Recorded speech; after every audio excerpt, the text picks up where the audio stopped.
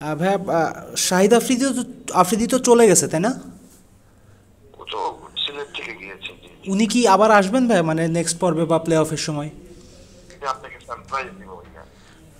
আচ্ছা ভাই, আর একটা ছোট্ট খবর। আমি একটু খবর পাইছি যে আফ্রিদি নাকি পেমেন্ট পায়নি। সো আমি একটু আপনার কাছে জানতে চাচ্ছিলাম আপনি। এটা আপনি আফ্রিদির সামনাসামনি ওনাকে আপনি জিজ্ঞেস করবেন। না ভাই, আমি জানতে পারছি, তার জন্য আপনাকে জিজ্ঞাসা করতেছি যে আসলে ঘটনা সত্য ওটাই কিনা। তো বললাম, আমি আপনাকে যে সারপ্রাইজটা দিব এই হ্যাঁ, সময় আপনি আপনার প্রশ্ন করে নেবেন। আপনি এখন কিছু বলতে চান না, তাই তো? না না ভাই, আমার সাথে ওনার আসলে টাকা পয়সার সম্পর্কই নেই, কথা বুঝছেন। আচ্ছা। তারপরে আপনি ওনাকে, আপনার হক আছে, আপনার রাইট আছে, আপনি ওনাকে অবশ্যই জিজ্ঞেস করতেন। আচ্ছা ভাই, ঠিক আছে, থ্যাংক ইউ, আমি সারপ্রাইজের অপেক্ষায় থাকলাম। অবশ্যই ভাইয়া। ঠিক আছে ভাই, best of luck. Thank you ভাইয়া। দর্শক, আপনারা হয়তো এই অডিও ক্লিপটা শুনতে পেয়েছেন এবং সেখানে যে কণ্ঠটা আপনারা শুনতে পেয়েছেন সেই কণ্ঠটা হচ্ছে সামির কাদের চৌধুরীর, অর্থাৎ হচ্ছে চিটাগং কিংসের যিনি বর্তমান মালিক কর্ণধার, তার সঙ্গে আমরা কথা বলেছিলাম। তিনি এইভাবে কথাগুলো বলছিলেন যে আপনাদের জন্য একটা সারপ্রাইজ আছে এবং আমার সঙ্গে বা চিটাগং কিংসের সঙ্গে শাহিদ আফ্রিদির কোনো টাকা পয়সার সম্পর্ক নেই বা অন্যান্য যে ব্যাপারগুলো আছে। আপনারা তো অডিও ক্লিপে সেই জিনিসটা হয়তো শুনতে পেয়েছেন। আপনাদেরকে আমরা একটা এক্সক্লুসিভ একটা তথ্য দেওয়ার চেষ্টা করলাম। যে জিনিসটা হচ্ছে যে একটু পুরো ঘটনাটা আপনাদেরকে বিস্তারিত জানাই যে এবারে বিপিএলের আগে চিটাগং কিংসকে নিয়ে অনেক বেশি আলোচনা হচ্ছিল। আলোচনা এই জন্য হচ্ছিল যে তারা যে সাইনিংগুলো করছিল ক্রিকেটারদের ক্ষেত্রে বা তাদের মেন্টর, ব্র্যান্ড অ্যাম্বাসাডর, এই ব্যাপারগুলো কিন্তু বাংলাদেশে বা বিপিএলে কিন্তু খুব বেশি দেখা যায় না। বিশেষ করে ওই যে ব্র্যান্ড অ্যাম্বাসাডরের ব্যাপারটা, তারা যখন প্রথমবার যখন বিপিএল এসেছিল 12-13 মৌসুমে যখন তারা বিপিএল খেলেছিল, সেই সময় তারা ব্রায়ান লারাকে নিয়ে এসেছিল। তাদের বিদেশি ক্রিকেটার সবসময় তারকা ক্রিকেটার ছিল। ওই সময় যারা খেলেছেন, জেসন রয় খেলেছেন, জ্যাকব ওরাম খেলেছেন, ব্র্যান্ডন টেইলারের মতো ক্রিকেটার খেলেছেন, শন টেট খেলেছেন। এইবার তারা প্রধান কোচ হিসেবে শন টেটকে নিয়ে আসছে। তো এইবারে বিপিএলের সবচেয়ে বড় যে চমকটা ছিল সেটা হচ্ছে তারা শাহিদ আফ্রিদিকে ব্র্যান্ড অ্যাম্বাসেডর এবং মেন্টর হিসেবে নিয়েছে এবং তাদের একটা ব্যক্তিগত বা টিমের একটা হোস্ট যেটা ইয়াশা সাগর, তাকে নিয়ে এসেছিল। তার মানে বোঝা যাচ্ছিল যে একটা টিম কেমন ভালো করা উচিত, কীভাবে একটা দল গোছানো উচিত, একটা দল কীরকম থাকা উচিত, তাদের পরিকল্পনাগুলো কেমন হওয়া উচিত, সেটা খুব ভালোভাবেই ব্যাপার গোছানো ছিল। সেটা দেখে সবাই খুব খুশি হচ্ছিল। আমি যদি ভুল না করে 2 দিন বা 3 দিন আগে রংপুর রাইডার্সের অধিনায়ক নুরুল হাসানকে, সোহানকে যখন প্রশ্ন করা হলো যে বিসিবির যে বা বিপিএল যে ফ্র্যাঞ্চাইজিগুলো আছে তাদেরকে আরও পেশাদার হওয়া উচিত কিনা বা আরও কীভাবে এই দলগুলো পেশাদার হতে পারে, তখন তিনি একটা কথা বলেছিলেন যে রংপুর, বরিশাল এবং চিটাগং কিংসের বাইরে তিনি আসলে খুব বেশি পেশাদার দল দেখেন না। তাদেরকে এই 3টা দলকে তার কাছে মনে হয়েছে যে খুব পেশাদার একটা দল। এই যে এই কথাটা বললেন তার ঠিক 2 দিন পর একটা তথ্য বেরিয়ে গেল যে পারভেজ হোসেন ইমন এবারের বিপিএলে 1 টাকাও পাননি এবং সে কারণে তিনি টিম হোটেল থেকে ছেড়ে বাসায় চলে গেছেন। 2-3 দিন ধরে তিনি নেই, এরকম একটা খবর বেরোয়। এটা কিন্তু খুবই বিব্রতকর একটা খবর, বিশেষ করে চিটাগং কিংসের জন্য। বিপিএলের জন্য তো অবশ্যই, কারণ বিপিএল কিন্তু আপনার বিপিএল মানেই পারিশ্রমিক বিতর্ক। এটা আসলে কি বলে, রক্তে লেগে গেছে, এরকম আপনি বলতে পারেন যে শিরায় শিরায় রক্ত যেমন একটা ব্যাপার থাকে, একেবারে মিশে গেছে পারিশ্রমিক বিতর্কটা। সেটা এই মৌসুমে মনে হয় আরও বেশি উস্কে দিয়েছে, আরও বেশি ঘটেছে এবং এটা দিন শেষে বিপিএল এবং দেশের ক্রিকেটের মান সম্মানের একটা হানি করেছে আপনি বলতে পারেন, বা আপনি বলতে পারেন যে বিপিএলকে ডুবিয়ে ফেলেছে, এটা আপনি বলতে পারেন। যেটা বলছিলাম যে পারভেজ হোসেন ইমন টাকা পাননি, এই খবরটা যখন মিডিয়াতে প্রথম এলো তার কিছুক্ষণ পর পারভেজ হোসেন ইমন নিজে ফেসবুকে একটা স্ট্যাটাস দিলেন। সেখানে তিনি বললেন যে না, আমি টিম ম্যানেজার এবং কোচ বা অন্যান্য যারা আছেন তাদের সাথে কথা বলে ছুটি নিয়েছি 2 দিনের জন্য। কিন্তু তার কিছুক্ষণ পরে ডেইলি স্টারে সামির কাদের চৌধুরী একটা সাক্ষাৎকার বা কথা বলেছিলেন তাদের সঙ্গে, আর সেখানে তিনি বলেছিলেন যে তিনি পারভেজ হোসেন ইমনকে নিয়ে স্যাটিসফাইড না, তাকে তিনি পেমেন্ট করেননি এবং যেটা হচ্ছে যে টাকা তো আর গাছে ধরে না, এই কোডগুলো তিনি বলেছিলেন। এবং সেটা দেখার পর আমার একটু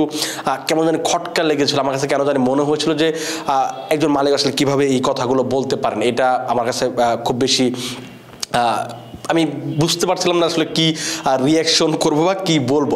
যে জিনিসটা হচ্ছে এইটা শুনতে শুনতে আসলে রাতে খবর পাই বা খবর আসে, যেটা হচ্ছে যে শাহিদ আফ্রিদি নাকি টাকা পাননি। শাহিদ আফ্রিদি যদি আপনি খেয়াল করে দেখেন এই টুর্নামেন্টে সবচেয়ে বড় ক্রিকেটার কে ছিল? শাহিন শাহ আফ্রিদি এবং অ্যালেক্স হেজ। তার বাইরে আপনি আসলে খুব তারকা ক্রিকেটার, বড় মাপের ক্রিকেটার, এই মুহূর্তে ডমিনেট করছে বিশ্ব ক্রিকেটে, এরকম ক্রিকেটারকে আপনি খুঁজে পাবেন বিপিএলে? আমার কাছে মনে হয় না। কারণ আপনি ক্রিকেটে বিপিএলে হাতে গোনা 5-10 জন বাদে বাকি যাদেরকে আপনি খুঁজে পাবেন, তাদেরকে দেখার পর, তাদের পারফরমেন্স দেখার পর, তাদের খেলা দেখার পর আপনার মনে হতে পারে এরা হয়তো কোনো একটা বাইরের দেশের কোনো একটা পাড়ার ক্রিকেটে খেলেন, তাদেরকে ধরে নিয়ে এসে জোর করে বিপিএলটা খেলানো হচ্ছে, আপনি এরকম করে ভাবতেই পারেন। এরকম একটা বিপিএল যেখানে আয়োজিত হচ্ছে, সেখানে সবচেয়ে বড় তারকা হচ্ছেন শাহিন শাহ আফ্রিদি।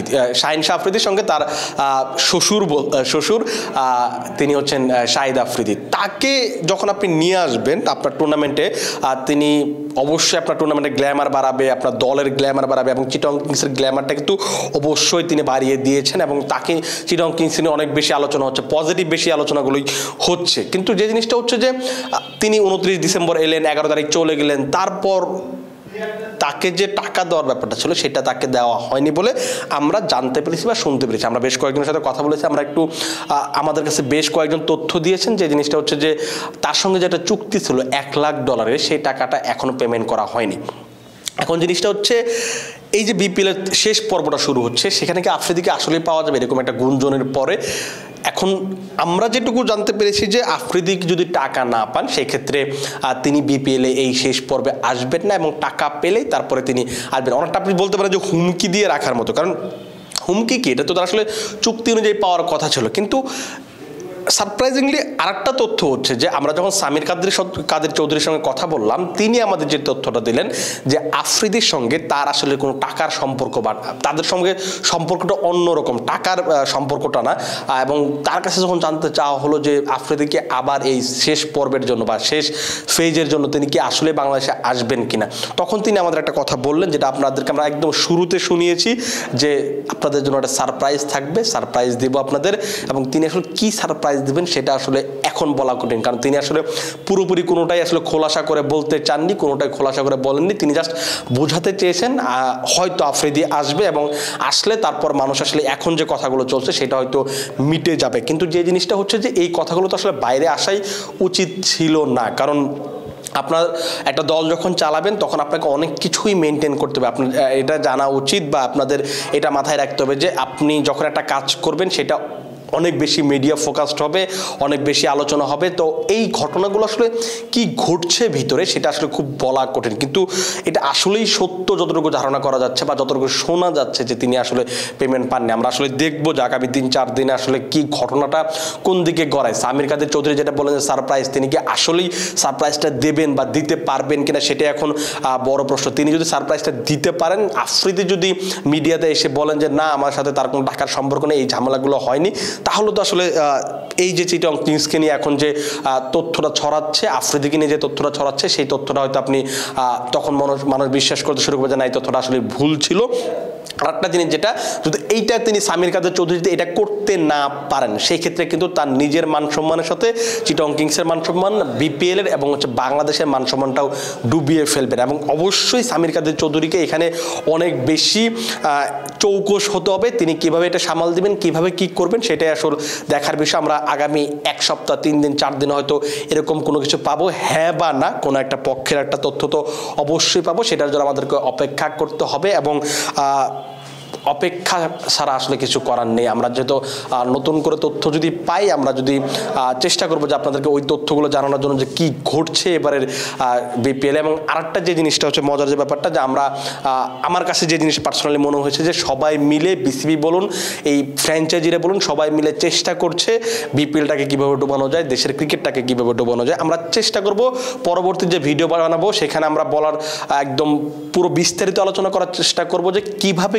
কে কিভাবে এবারে বিপিএলটাকে ডোবানোর চেষ্টা করছে, আর এখান থেকে যদি বের হতে হয় তাহলে কি উপায় অবলম্বন করতে হবে সেই ব্যাপারগুলো নিয়ে আলোচনা করব। আপাতত আপনারা ভালো থাকুন, সুস্থ থাকুন এবং ক্রিক ফ্রেঞ্জির সঙ্গে থাকুন।